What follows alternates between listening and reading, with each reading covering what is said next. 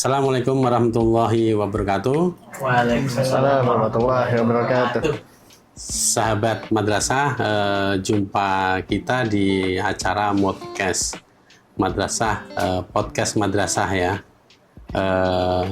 Teman-teman semua, sahabat madrasah, hari ini kita kedatangan siswa dan siswi dari Madrasah Aliyah Negeri 2 Kota Malang. Kalau kita mengacu Madrasah Aliyah Negeri 2 harus ada kotanya dan ada tidak kotanya. Kita tegaskan yang datang kali ini adalah madrasah yang ada di kota. Tentunya ada 5 kawan kita, sahabat kita dari Madrasah Aman 2 Kota Malang yang nanti akan bercerita tentang bagaimana mereka bisa sukses mencapai dan diterima di perguruan tinggi luar negeri. Nah, kita kenalan hari ini. Telah hadir di depan kita ada Kak siapa ini? Yang pertama. Halo teman-teman semuanya, perkenalkan nama aku Salwa Dilaran Andra Usada, biasanya dipanggil Salwa. Terus Faisal. Aku Silakan. Faisal Rehan Saputra, aku biasa dipanggil Faisal. Oke, lanjut. Nama aku Ahmad Azun Tafdila, bisa dipanggil Haizun. Ayo. Halo semuanya, aku Rizky Ahmad Fahrezi, bisa dipanggil Rizky. Halo teman-teman, aku Ahmad Ahmad Al-Ghifari, biasa dipanggil Aiman. Oke, kita akan bincang ringan ya. Mungkin kita awal dari Aiman.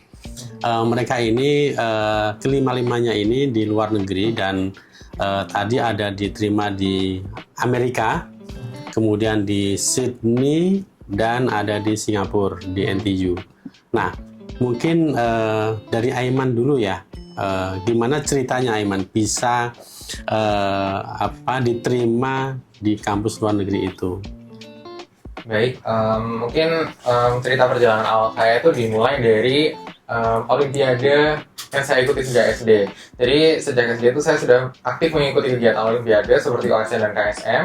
Dan perjalanan Olimpiade tersebut masih saya lakukan di jenjang SMP dan juga hingga sampai di jenjang SMA atau MA ini. Nah, untuk spesifikasi bidangnya saya itu di jenjang MA mengambil bidang kimia. Nah, alhamdulillahnya saya diberi kesempatan untuk mendapatkan medali di OSN bidang kimia.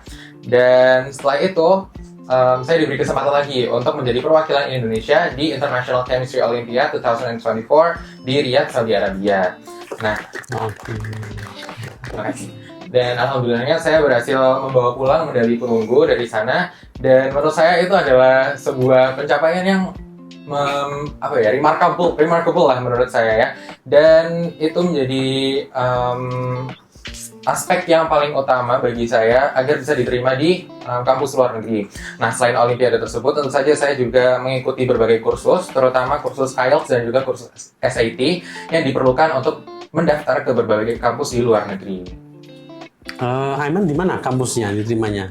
Alhamdulillah saya diterima di Nanyang Technological University di Singapura. Oke, keren kan sahabat-sahabat madrasah, ini masih kelas 12 dan artinya kelas 3 aliyah ya. Itu nanti sebentar lagi dia harus lulus langsung diterima di NTU. Nah, kira-kira ya saya akan belok ke sebelah kiri saya, Mas Faisal ya. Mas Faisal ini diterima di mana?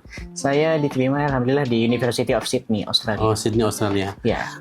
Kita akan nanya, aku nanya ya, boleh ya. Kira-kira siapa saja sih yang berperan penting dalam proses kamu itu diterima di perguruan tinggi di Sydney itu? Yang paling utama, ini personal menurut saya, pasti keluarga, terlebih orang tua dan nenek saya. Karena ya meskipun saya pasti ada beberapa usaha, namun mereka, yakni orang tua dan nenek saya itu merupakan salah satu support system utama yang selalu dan senantiasa mendoakan saya sampai saya bisa di titik ini. Saya juga dapat beberapa bantuan, banyak sekali bantuan dari guru-guru dulu di madrasah, juga beberapa mentor dari pihak-pihak luar. Saya juga sama seperti Aiman, saya ikut les IELTS dan SAT, dan itu sangat-sangat membantu saya agar saya bisa diterima di luar negeri.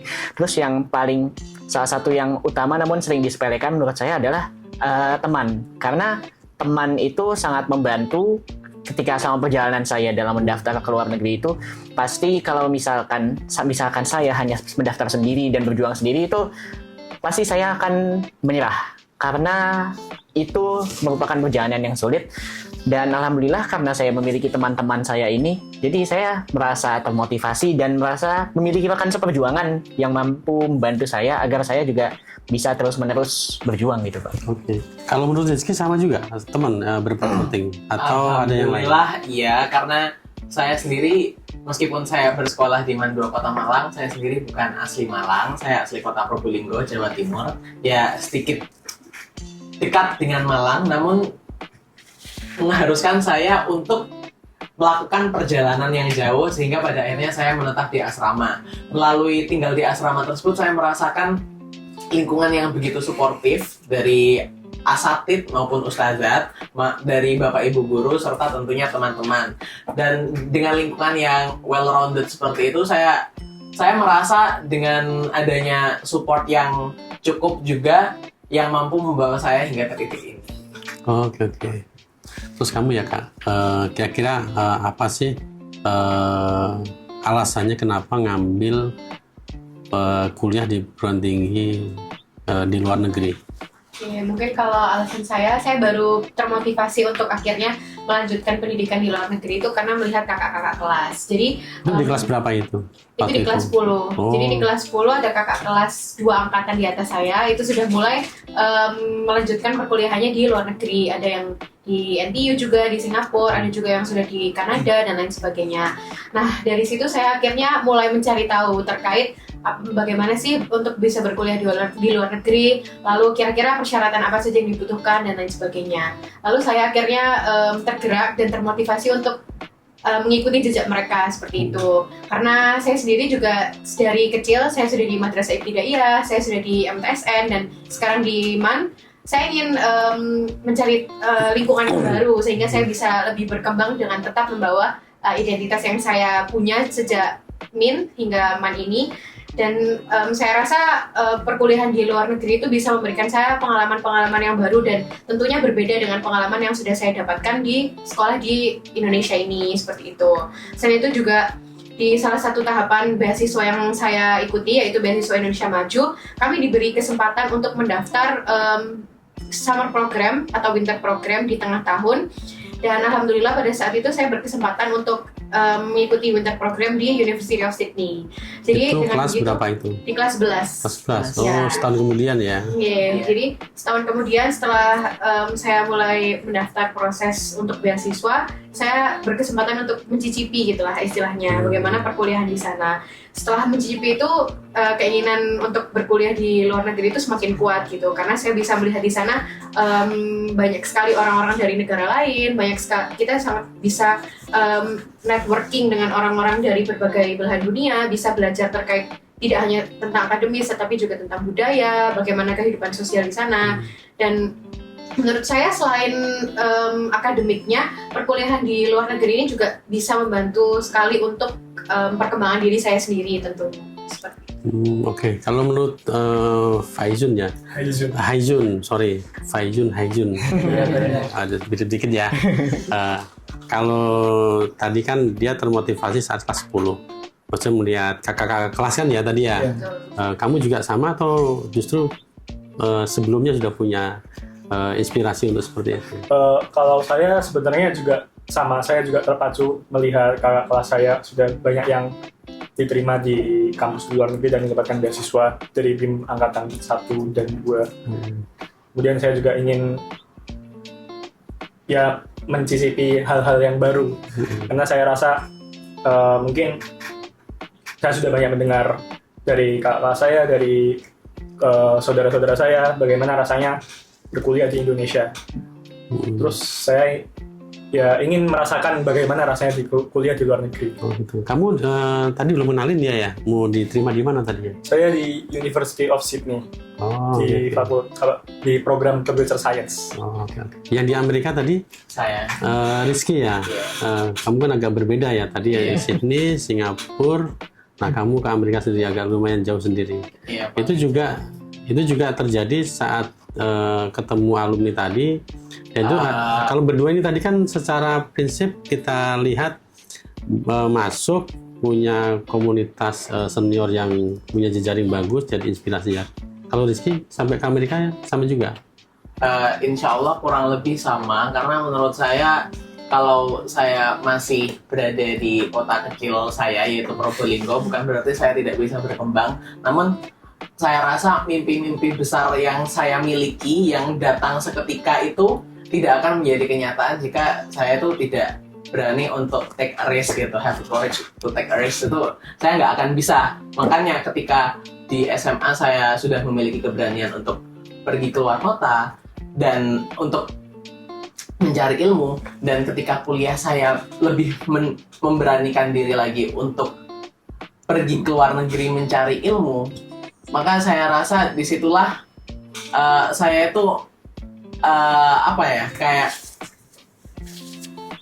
merefleksikan hal tersebut.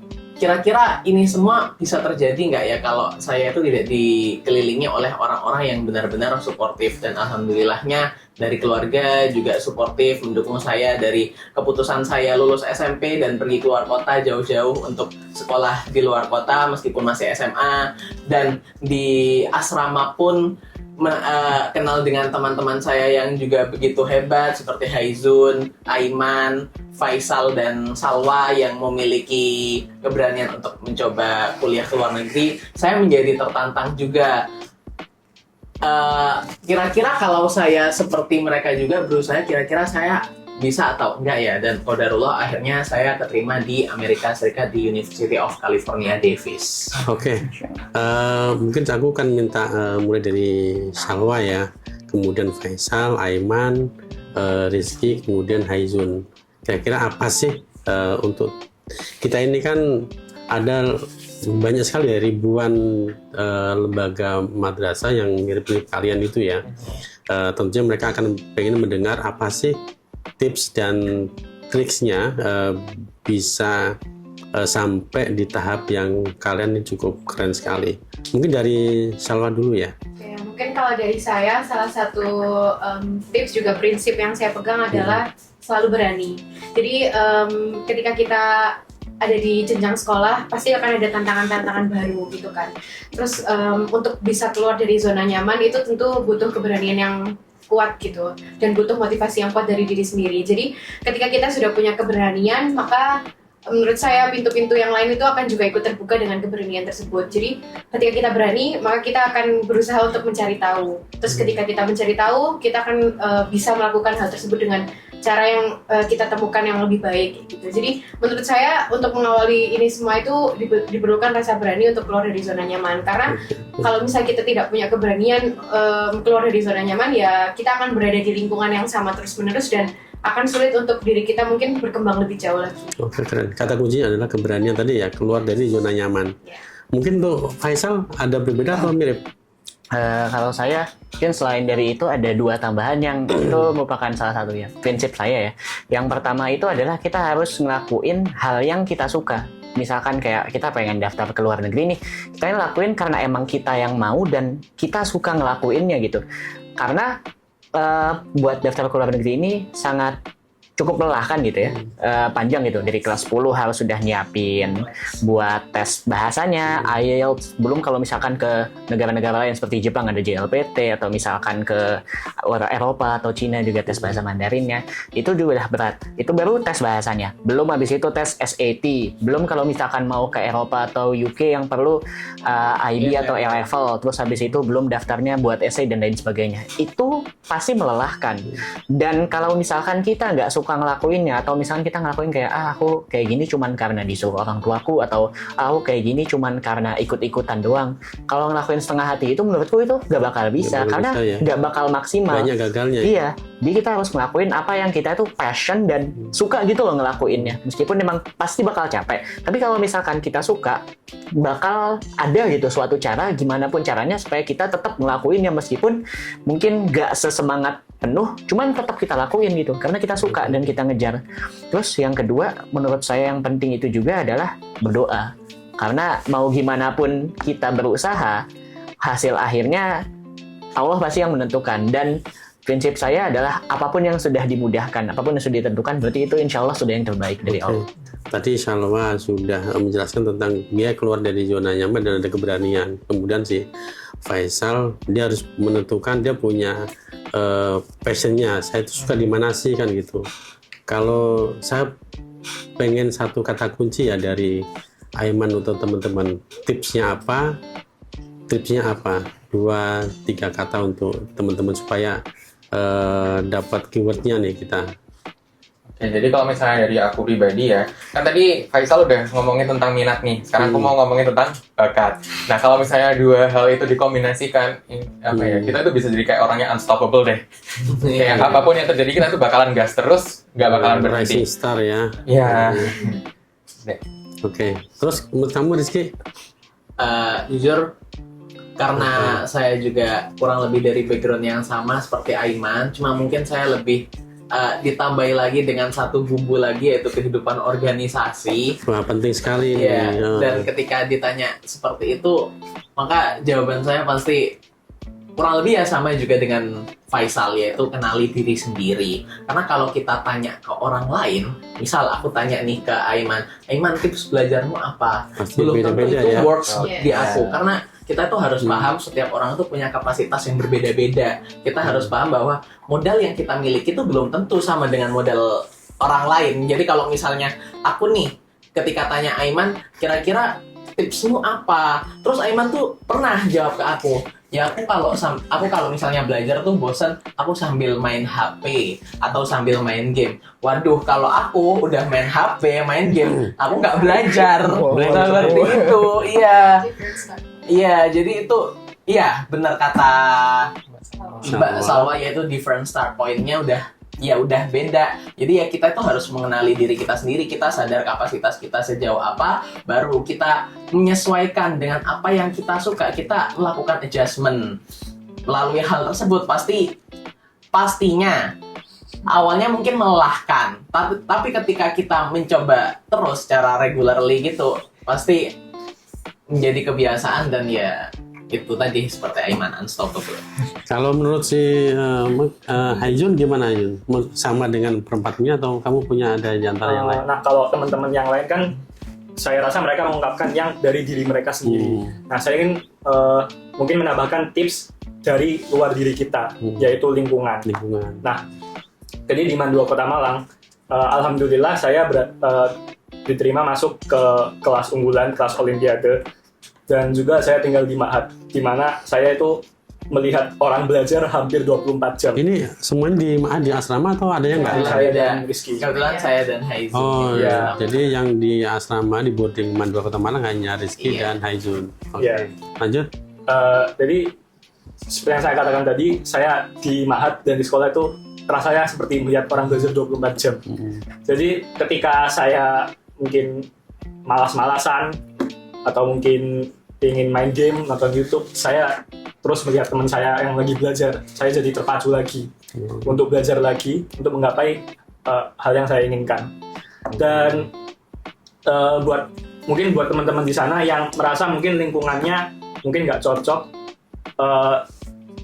kalian nggak boleh diem di lingkungan itu. Kalian harus mencari lingkungan yang pas untuk mendukung kalian. Kalian bisa nyari teman yang bakal mendukung belajar kalian, mungkin teman yang punya tujuan yang sama dengan kalian, atau nggak harus teman deh, mungkin ya orang lain, bisa lebih tua, bisa lebih muda, yang mungkin bisa membantu kalian dalam menggapai impian kalian. Kalau kamu semua kan saat ini sudah lewat ya masa dikatakan sekarang minder nggak? Ya nggak minder dong gitu. Tapi kan karena udah di tangan ya, kalian udah jelas ada di tangan itu, mau ke nantinya Sydney, Amerika dan di Singapura. Tapi sempat nggak ya di antara teman-teman berlima ini ada yang merasa pernah punya rasa minder, terutama di saat saya ini kayak Salwa tadi kan dari kecil dari MI, MTS bahkan ke Aliyah. Komunitasnya memang anak madrasah asli pakai short ya. Kan? Asli pakai short. Jadi pernah nggak ada rasa minder? Siapa yang pernah ada rasa minder itu? Jelas Iya. harusnya pernah ya. Semua ada. Ya mungkin bisa dibilang Gimana, Rizky? seluruh dari kita itu background awalnya olimpiade atau kelas unggulan. Ya. Tapi tidak semua orang memiliki jalan yang bagus, mungkin bisa dikatakan seperti Aiman. Iya.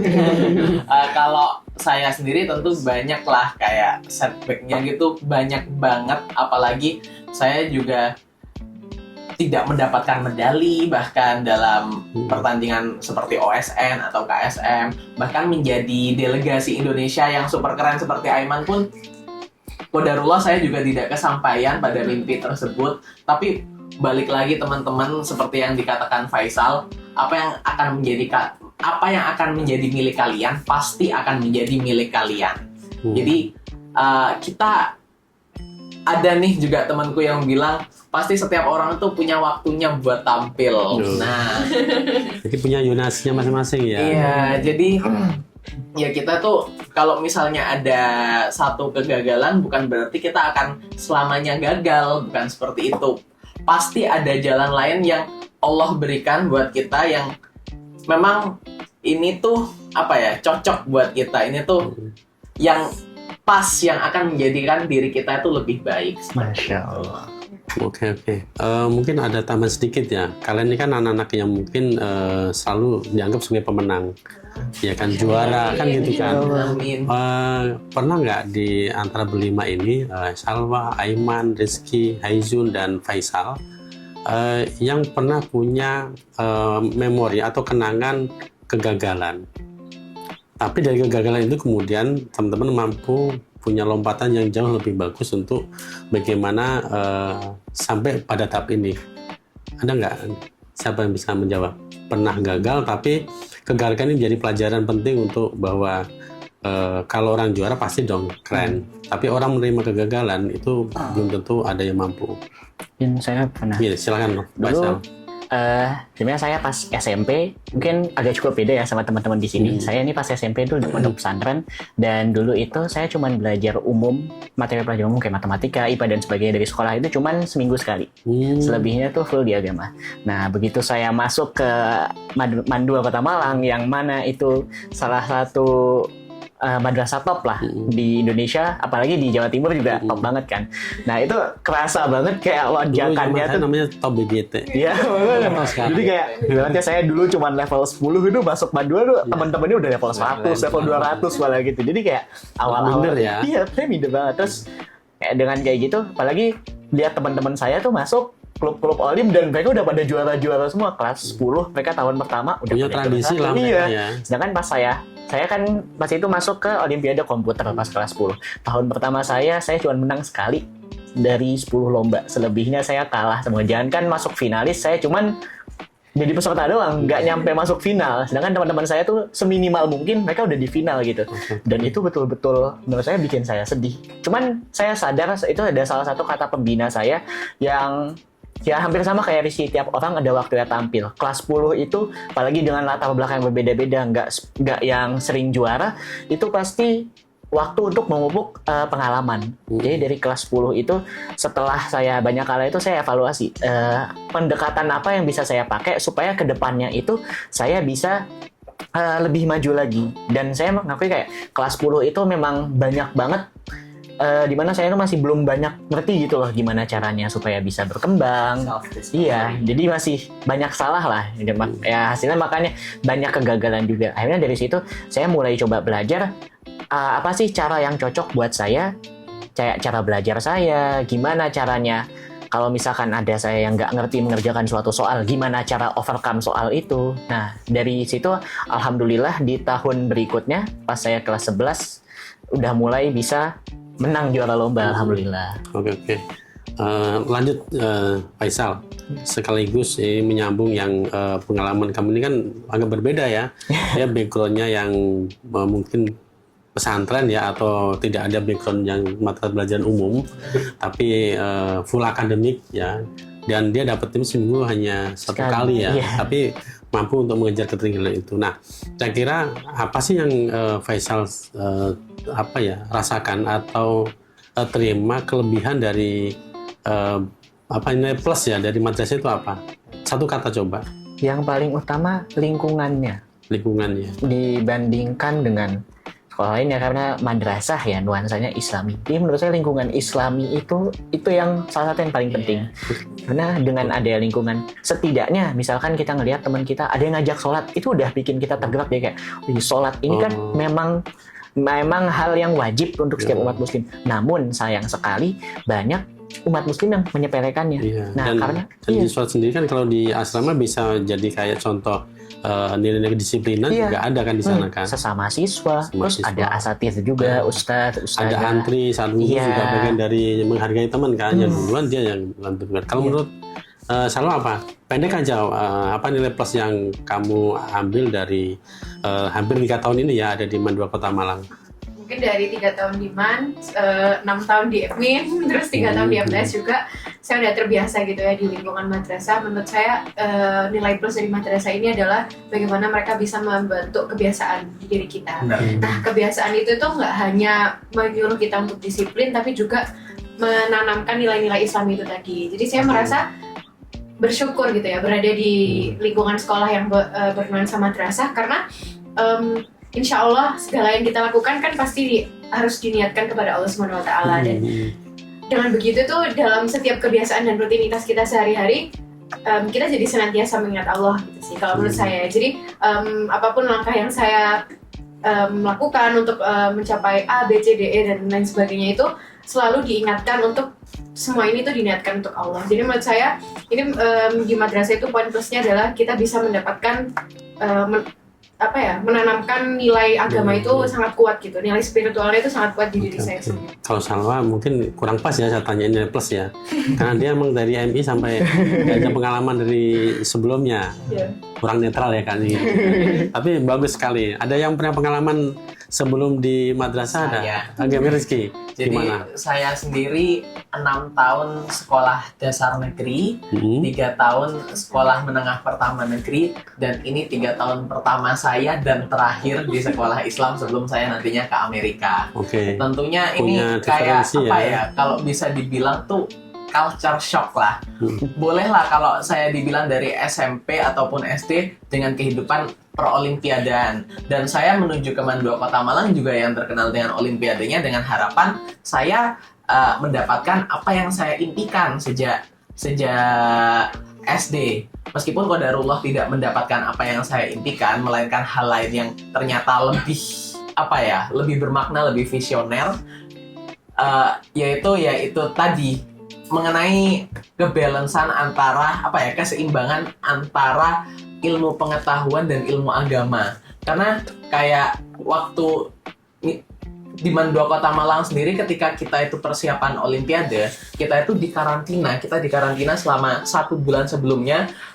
Bahasa bagusnya lagi tuh kita seperti diinkubasi lah, soalnya kita tuh kayak benar-benar tidak mengikuti pelajaran sekolah, kita hanya fokus olimpiade dan agama. Jadi sedari pagi kita itu sudah datang untuk melaksanakan sholat duha, kita melaksanakan zikir bersama, kita melaksanakan ngaji bersama, lalu kita lanjut masuk ke lab olim, kita belajar lab olim, lalu yang di atas itu ya? iya benar, gedung Jadi kamu olimpiade kayak sains di- terpadu. Iya. Iya. Jadi kamu sebelah melakukan Langsung sebelah masjid. disterilkan ya langsung. Iya, dan waktu ketika sholat 5 waktu pun kita dikontrol juga. Jangan lupa sholat rawatibnya gini. Sedekah subuh. Dan Lalu itu- Dan itu tidak pernah ada di sekolah negeri yang saya rasakan, di mana saya cuma dididik ya udah kamu harus drill latihan soal banyak-banyak supaya kamu familiar dengan soal-soal olimpiadenya. Enggak, karena ketika kita sudah melakukan yang terbaik tapi Allah tidak ridho, tidak ada gunanya. Seperti itu. Jadi makanya ketika saya masuk MAN itu malah istilahnya itu bertambah. Jadinya kayak kalau kita sudah berupaya maksimal, maka sisanya serahkan ke Allah. Do the best, let Allah do the rest. Masya Allah. luar biasa. Mungkin kita sudah di penghujung ya sharing kita. Tentu ini cukup keren sekali ya kalian ya. Mudah-mudahan ini nanti dilihat, didengar dan ditiru ya. Ada di kelas kita di seluruh pelosok di negeri ini, karena masih banyak lagi sahabat-sahabat madrasah yang tentunya pengen seperti kalian semua. Baik, demikian dari kami, kebersamaan dari kelima siswa-siswi dari Iman 2 Kota Malang ini. Wassalamualaikum warahmatullahi wabarakatuh. Madrasah maju bermutu dan mendunia. mendunia.